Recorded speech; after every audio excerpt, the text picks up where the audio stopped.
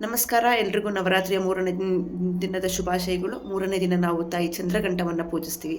ಹೌದು, ತಾಯಿ ಚಂದ್ರಘಂಟ ಅಂತಂದರೆ ಗಂಟೆಯ ಅರ್ಧ ಚಂದ್ರದ ಆಕಾರವನ್ನು ಅವಳು ಹಣೆ ಮೇಲೆ ಧರಿಸಿರ್ತಕ್ಕಂಥದ್ರಿಂದ ಅವಳಿಗೆ ಚಂದ್ರಘಂಟ ಅಂತ ಹೆಸರು ಕರಿತೀವಿ. ಇದರಲ್ಲಿ ಈ ಹೆಸರಲ್ಲಿ ಹಲವಾರು ಕಥೆಗಳಿದೆ. ಒಂದು 2-3 ಥರ ಬೇರೆ ಬೇರೆ ಕಥೆ ಇದೆ. ಒಂದು, ಶಿವನನ್ನು ಮದುವೆ ಆಗುವ ಒಂದು ಸಂದರ್ಭದಲ್ಲಿ ಈ ಒಂದು ರೂಪವನ್ನು ಅವಳು ಧರಿಸಿರ್ತಾಳೆ ಅನ್ನೋದ್ರಿಂದ ಅವಳಿಗೆ ಚಂದ್ರಘಂಟ ಅನ್ನೋ ಹೆಸರು ಕೂಡ ಬಂತು ಅಂತ ಒಂದು ಪುರಾಣದಲ್ಲಿ ಉಲ್ಲೇಖ ಆಗಿರುತ್ತೆ.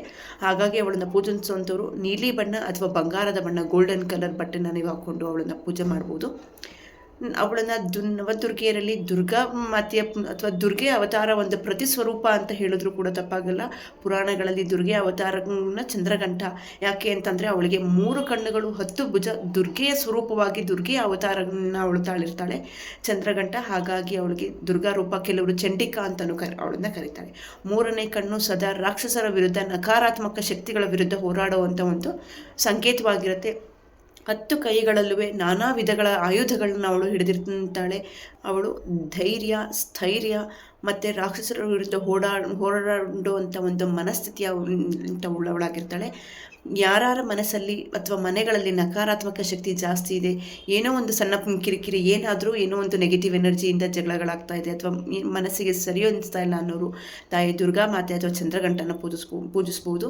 ಇನ್ನು ಕೆಲವರಿಗೆ ಮನಸ್ಸಲ್ಲಿ ಯಾವಾಗಲೂ ಒಂಥರ ನೆಗೆಟಿವ್ ಥಾಟ್ಸ್ ಬರ್ತಾ ಇರುತ್ತೆ. ಪಾಪ ಅವರು ಮಾನಸಿಕವಾಗಿ ನಿಜವಾಗ್ಲೂ ಒಳ್ಳೆಯವರು, ಬಟ್ ನೆಗೆಟಿವ್ ಥಾಟ್ಸ್ ಅಂದರೆ ಅವ್ರಿಗೆ ಅದು ಮಾಡಬೇಕು ಇದು ಮಾಡಬೇಕು ಅಂತಲ್ಲ.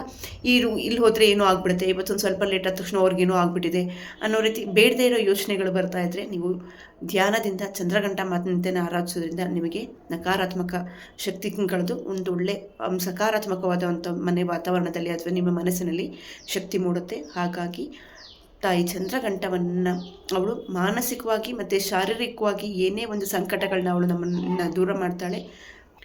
ಭೂತ ಪ್ರೇತಗಳಿಂದ ನಮ್ಮನ್ನು ರಕ್ಷಿಸ್ತಾಳೆ. ದುಷ್ಟರಿಗೆ ಶಿಕ್ಷೆ, ಶಿಷ್ಟರಿಗೆ ರಕ್ಷೆ ಅನ್ನೋ ಮಾತನ್ನು ಅವಳು ಈ ಒಂದು ರೂಪದಲ್ಲಿ ಅವಳು ಹೇಳ್ತಾಳೆ. ಹಾಗಾಗಿ ಚಂದ್ರಘಂಟ ತಾಯಿನ ಪೂಜಿಸಿ ಎಂದು ಒಳ್ಳೆ ಸಕಾರಾತ್ಮಕವಾದ ಒಂದು ಶಕ್ತಿ ನಿಮ್ಮ ಮನೆಯಲ್ಲಿ ಮತ್ತು ನಿಮ್ಮ ಮನಸ್ಸಲ್ಲಿ ಮೂಡಲಿ. ಅವಳ ಒಂದು ತುಂಬ ಸರಳವಾದಂಥ ಮಂತ್ರ ಓಂ ದೇವಿ ಚಂದ್ರಘಂಟಾಯ ನಮಃ ಅಂತ ಕೂಡ ನೀವು ಪೂಜಿಸ್ಬೋದು ಅಥವಾ ಹೇಳ್ಬೋದು.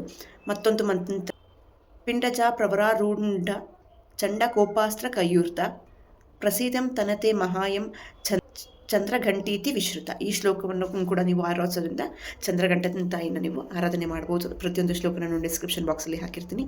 ಮತ್ತೊಮ್ಮೆ ಎಲ್ರಿಗೂ ನವರಾತ್ರಿಯ 3ನೇ ದಿನ ತಾಯಿ ಎಲ್ರಿಗೂ ಶುಭಾಶಯಗಳು.